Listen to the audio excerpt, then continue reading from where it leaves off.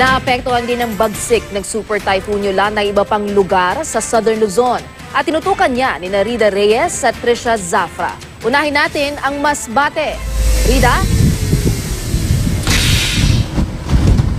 Lala, malakas pa rin ang hangin pero bahagya ng kumalma ang panahon dito sa Masbate. Taliwas yan sa ating naranasan sa buong maghapon. Nasaksihan ko ang pagtakbo ng mga residenteng ito. Takot na takot sa tila, umuungol na tunog ng hangin, kasabay ng malakas na ulan. Puno man o poste, isa-isang itinumba ng malaipo-ipong hangin. Dinurog ang ilang bahay at gusali. Isang patay ayon sa huling monitoring ng mga otoridad matapos makuryente. Sa sobrang lakas ng hangin at ulan, itong barangay hall tuluyang nawasak, pintuan na lang na yung natira. Ang problema, yung mga iba't ibang bahagi nito ay napunta sa kung saan-saan, tinangay hanggang doon sa kabilang side ng kalsada. At ang inaalala ngayon ng mga residente, yung mga riyero na hanggang ngayon ay nakabitin pa rin doon sa tuktok ng puno, hindi nila matanggal yan dahil hanggang ngayon ay kami ay hinahagupit pa rin ng napakalakas na bagyo. Kinagabihan, kumalma na ang paligid, pero binalot ng dilim ang buong lalawigan.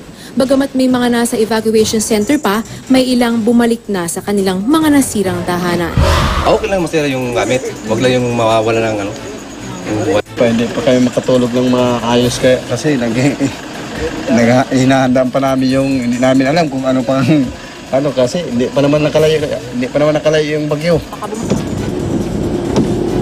Dito sa Oriental Mindoro, ilang signages ang binuwal ng malakas na hangin. Ang maraming lugar na kahapon pa naghalos tila ghost town dahil nilisan ng mga lumikas na residente, nabalot naman ng dilim dahil sa kawalan ng kuryente. Sa kabila ng pagbayo ng bagyo simula palang tanghali, may mga inililikas pa rin bandang hapon. Ginawa na ring evacuation center ang bodegang ito ng palay. Kasi natatakot din po kami kasi yung bahay namin medyo hindi na po matibay. Ang pribadong bahay na ito, blessing pa rin po sa akin, sa buhay ng pamilya ko, na nakatulong tayo.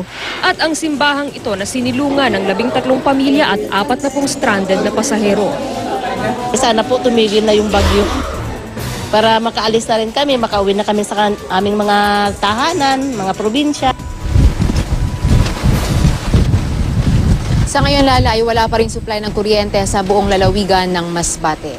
At kasama ang ulat ni Trisha Zafra na nasa Oriental Mindoro, live mula rito sa Masbate, ako si Rida Reyes, ang inyong saksi.